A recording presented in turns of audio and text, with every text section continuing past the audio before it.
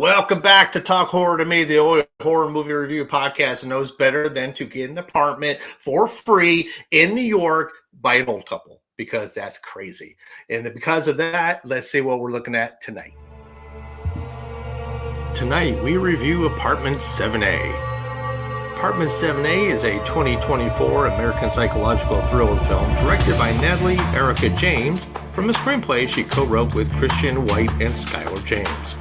It serves as a prequel to Rosemary's Baby from 1968. The film stars Julia Garner, Dianne Wiest, Jim Sturgess, and Kevin McNally. In Apartment 7A, when Terry Gionoffrio's dreams of fame and fortune in New York City end after suffering an injury, an older, wealthy couple welcomes her into their home in the upscale Bramford. When Terry receives an offer and another chance at fame, it seems that all her dreams are coming true again. However, disturbing circumstances soon have her second-guessing the sacrifices she's willing to make for her career as she realizes that something evil is living not only in Apartment 7A, but in Bramford itself. Woo! Welcome back! Yes. Welcome back! Happy Halloween week! Yeah, that's right. It is. Yeah, I've lost track of time, man. I know. And we, right off the top, we apologize. We were not here last week. Sorry about that. Personal matters too. That's okay. It's okay. Don't you justify your actions to these people. No, but we apologize that we had a schedule for last week. Something came up, so here we are, Halloween week. But enough about that. Who picked this film? I did. Oh!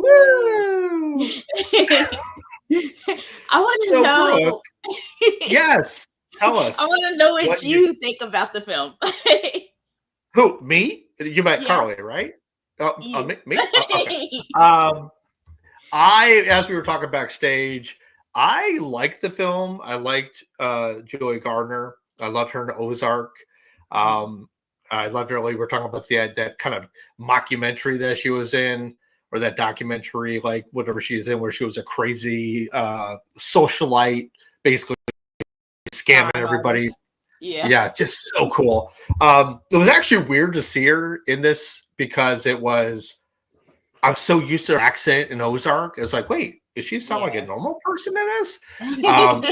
She looked good without all the blonde hair.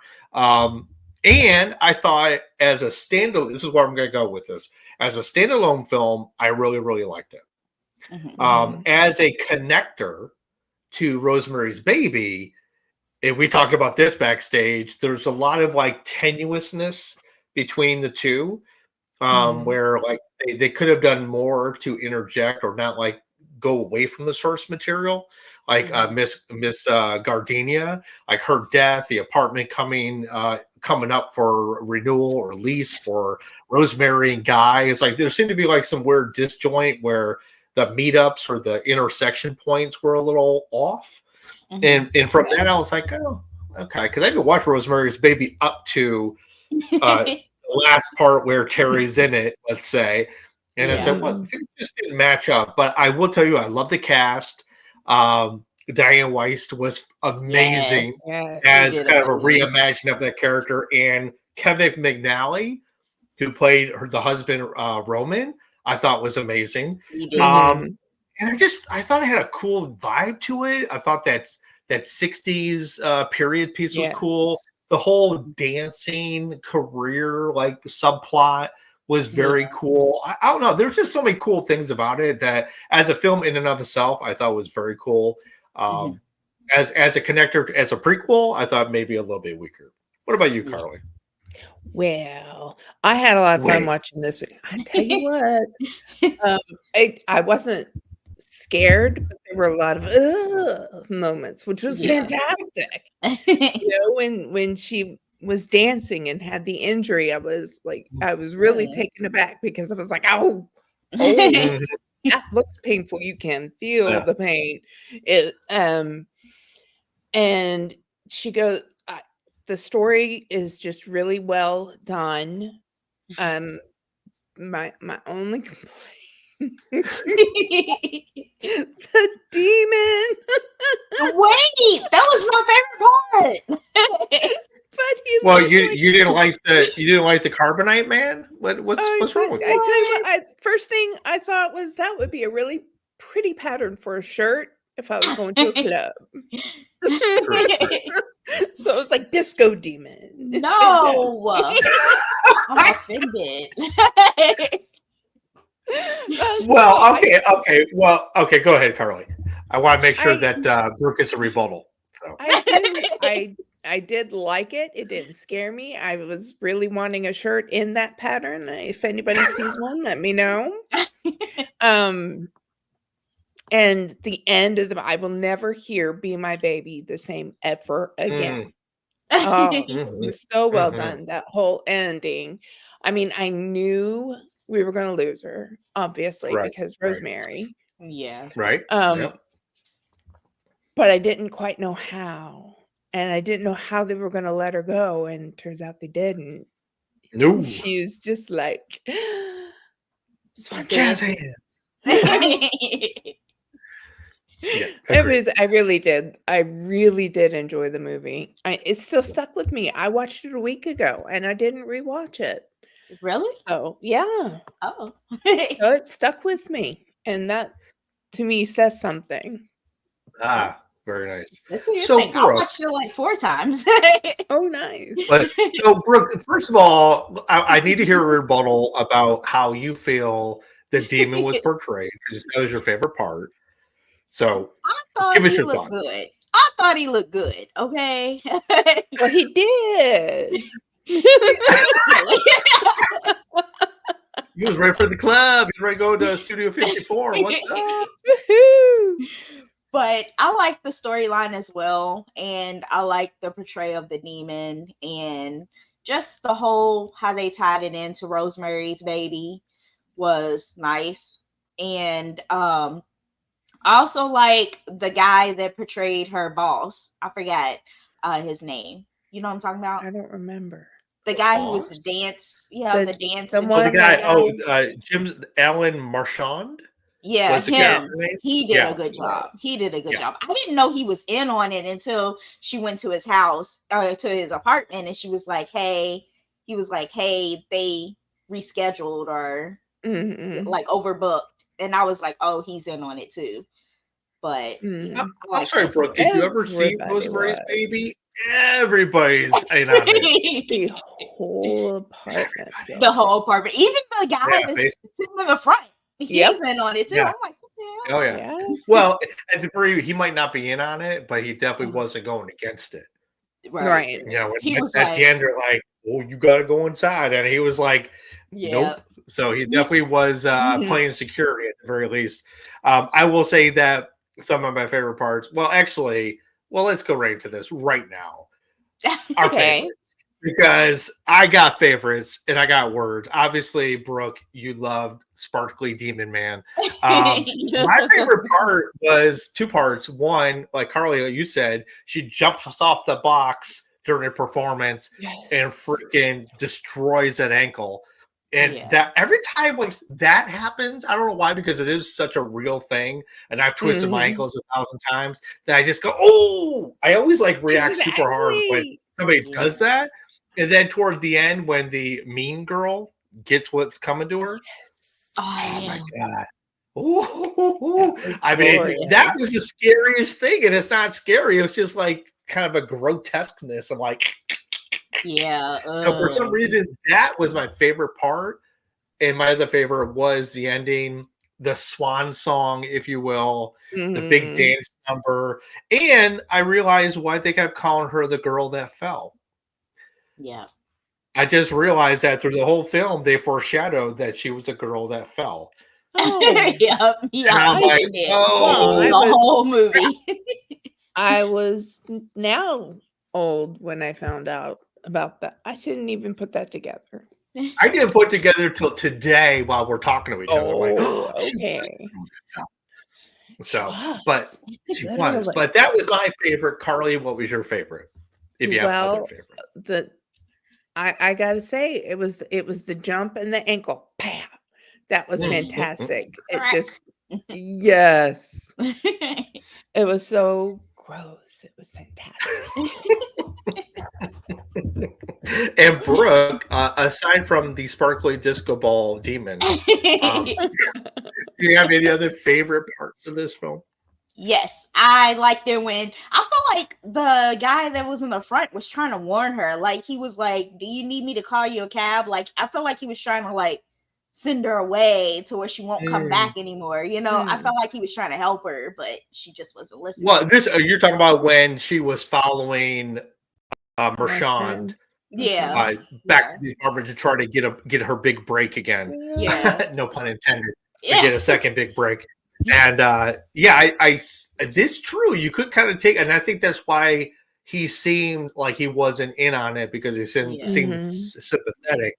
Of like, hey, you know, first of all, you shouldn't be here. To let me get you a cab home to where you should be.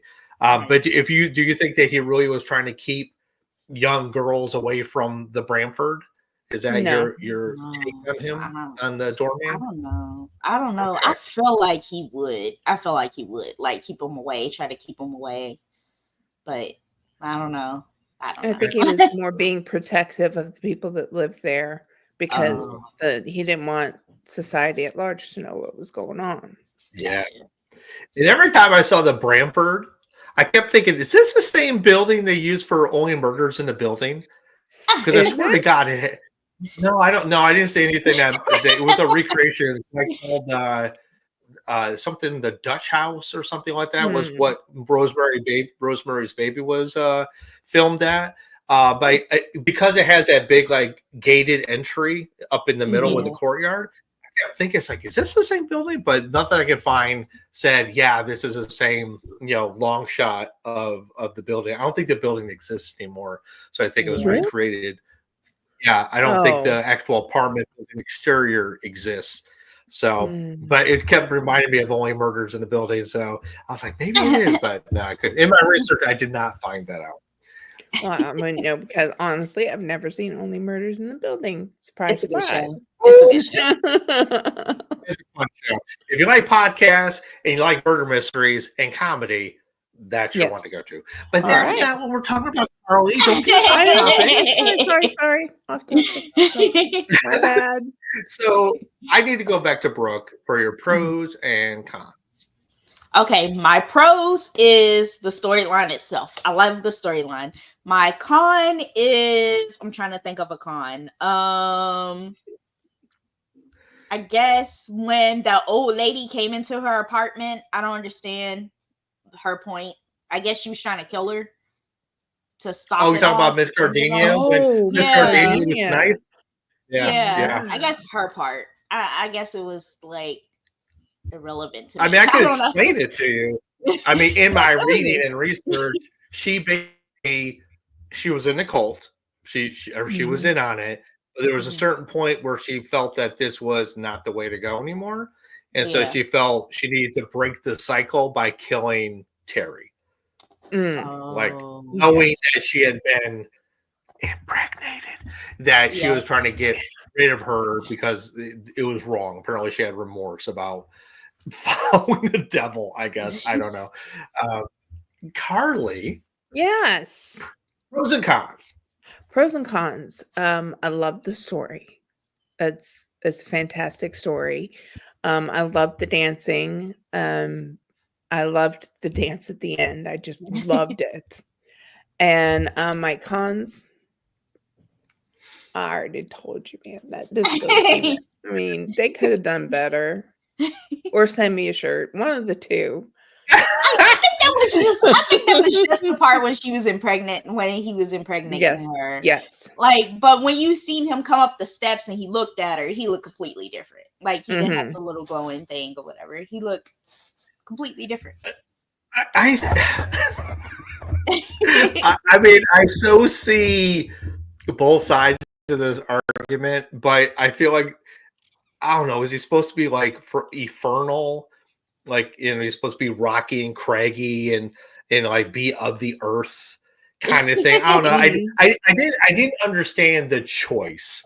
Yeah. I feel like the mask that they had for the, you know, the big horn kind of paper mache mask demon felt more apropos than like this weird, like fever dream crystal monster thing. I don't know. The choice was odd.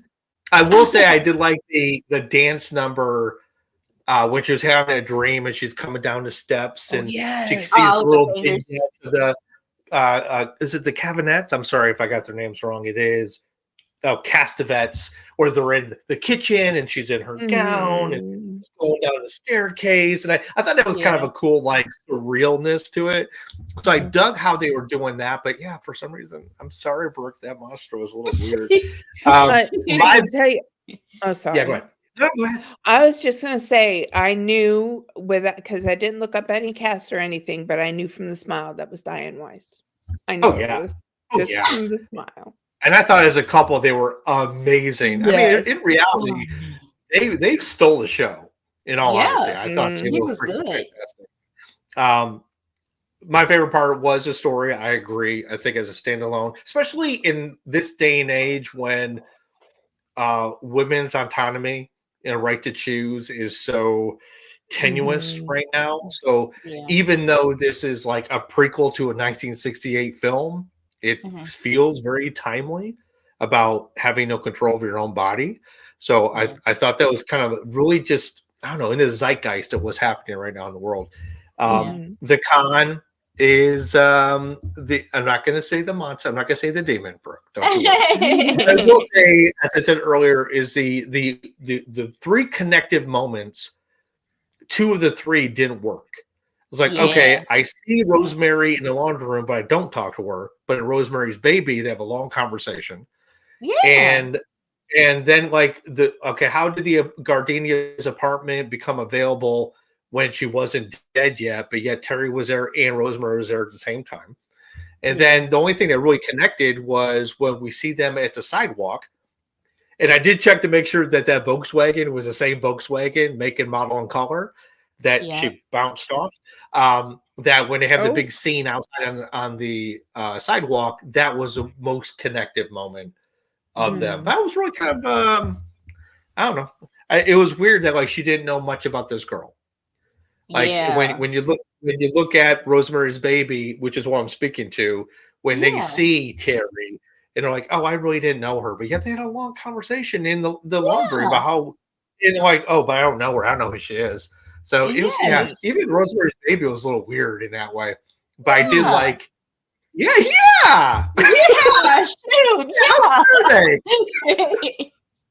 So Carly, if you didn't watch Rosemary's Baby, basically it's the first 40 minutes of it I watched for the overlap to make sure like where things happen.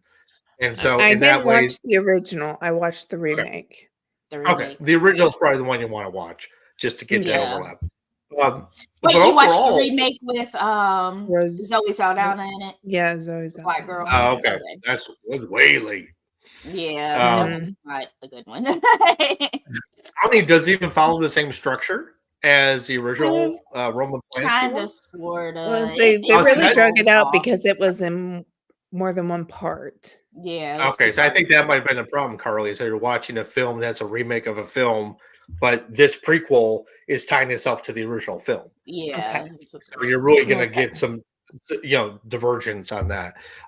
So yeah, my comment was just the weird overlaps and how they didn't truly match up. So again, as a standalone film, I thought it was amazing. As a connector, I was like, it was great. I mean, the people who played the characters that we would see in the original film, I thought were cool.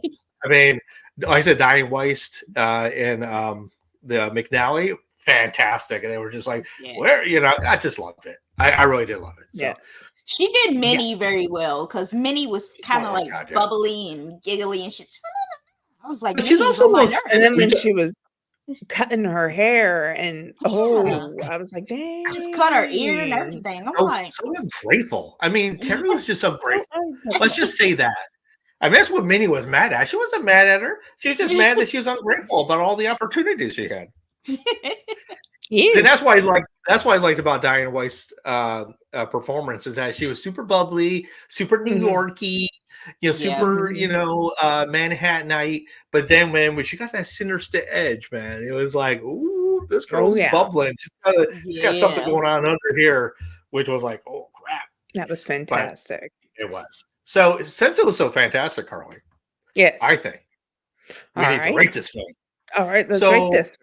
All right, Brooke, who would you like to go first to rate this film? I'll pick Carly. Okay. Yeah, Carly. Yay. I'm going to give it a solid 4.5 Disco Demons. Yes. You know what? Solid. I mean, it's solid. You know, I like that. Do I want to steal that? Do I want to give it a 4.5? I think, yeah, standalone. Okay, I'm gonna give it 2. It's standalone. I'm gonna give it 4.75. I think it was really solid. It got poor ratings. Obviously, you look at the Rotten Tomato score. It's like Really? it like tanked. It was like 37%. Wow. Yeah. And I do not agree with that. I think it was really a solid No. film. I think it was a solid entry, good casting. It was surreal in the right spots. It was everything other than the demon is my only takeaway, which is why I didn't get a 5. But from a character, I would have to give it like a 4, not a 4.75, because it connects kind of a little off. But what do I want to say? Did I have anything? I will give this, and it's not a deep poll, and I apologize, but I give it 4.75 dried up herbs in Miss Gardenia's apartment. Oh. Nice. Brooke. I'm gonna give it a 4.8 broken ankles. Oh yeah. I was going there too. I was going there. Ooh, Oof, that was so good. it was a big old snap. So good. It was just like I'm like, shit. Well, can we talk about that scene when she's trying to get that, when she does meet Alan Marchand? Yeah, she's trying to do her audition, and I'm like, oh, you're the girl that fell. Do that same move again. And she kept doing it and doing it and doing it. Yeah, that was the most like anxiety-inducing scene I think in the whole film for me. Really? Yeah, because they kept having her do it just to prove the point that she wasn't gonna be able to hold up on that ankle. Yeah. But the fact that she kept like again.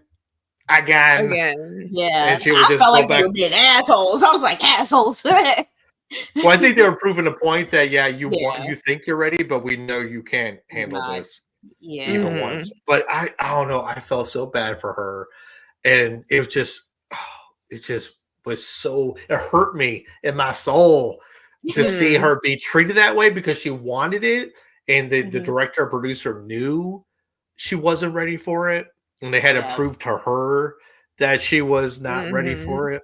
Oh, heartbreaking, freaking heartbreaking. Oh yeah. But a great use of storytelling in that moment. I thought was amazing. So did y'all see the baby in the washer? Yes, I did. Pop up I was like, behind her. That scared me when the demon popped up. I was like, oh, I had to rewind it to make sure I seen what I saw. I was like, wait a minute. Yeah, I actually totally forgot about this scene, and I think I expected it. It's like anybody who stares into a thing of laundry, typically something gets shown in the laundry in some way or in the reflection. I don't know why. That was pretty tropey to me. So, like, she was staring at it for too long. That's the problem I had with it. You're waiting for. Yeah, I was waiting for something because there'd be no reason to stare at it unless she was having another surreal moment. But no, instead we just get a baby like all smushed against the glass and then a demon. So same old thing, same old. But Brooke, what are your final words about this film? Why should people see it? I think they should watch this movie because it does give like a great entry to Terry's story. But I felt like it went off track because in Rosemary's Baby, Terry said she was an ex-druggie. Yeah. And I'm like, wait a minute. How did they come with her being a dancer to an ex-druggie? Like, how did that change? Well, I think, I agree. I didn't like the fact that they made her a junkie. Yeah. But then, like, in reality, for the prequel, she was just needed painkillers to try to get through that ankle injury. So she wasn't really a druggie, but when she popped all those pills to go see Alan, it definitely made her sound like, especially when she was puking all over the sidewalk. Yeah. So, but I think they kind of did disservice in one way or another about that. They could have leaned higher, deeper into a junkie mentality versus just kind of glossing over. Because once she got there, she was fine. One day in bed at Bramford, she's a brand new woman. So, so I don't know. So you say go see it because her story is really solid. Yeah. Okay. It's a great entry to the Rosemary. Yeah. Universe, the Rosemary's Baby universe. Yeah. Okay. Hopefully they come up with a Rosemary's Baby that like lines with this story. Okay. Well, you do know there's also a sequel to the original, which is Whatever Happened to Rosemary's Baby. I think I've seen it. It's got Patty Duke. Patty Duke is in it, who she lost the role to Mia Farrow in Rosemary's Baby, but she was in the sequel. I don't know how it did. I don't know if I've seen it. I probably have. But we'll have to wait on that for some other time because now we need to know what's the next. So who's got next dibs and duties? Me. Carly Yates. Yay! Okay. All right. What are we watching? We are watching Splits. Banana Splits. Okay. Just regular old Split. It was Patricia. And it's available on Peacock. Okay. If you have Peacock. Mm-hmm.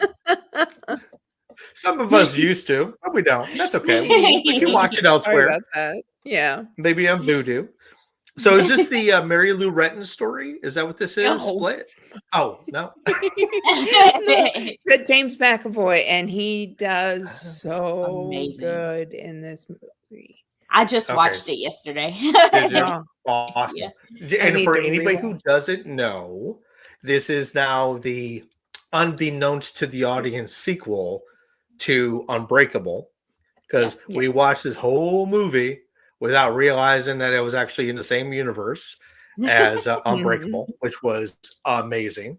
I hate to give it away, guys. One, Bruce Willis was always dead in The Sixth Sense. You heard it here first. The movie's only 800 years old, so if you haven't seen it by now, that's on you.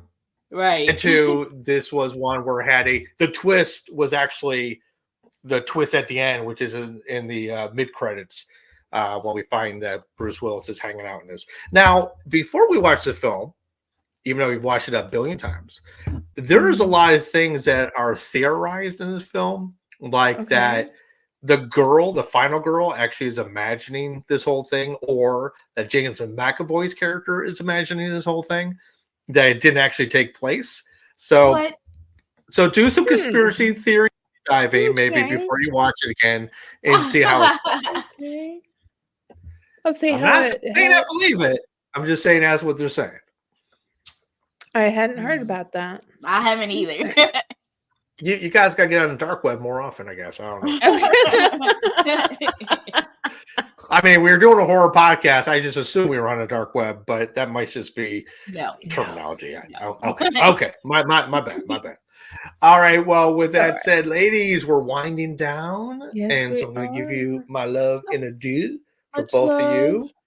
And and Carly Yates, big shout out to Carly Yates because she had an amazing month for her book sales.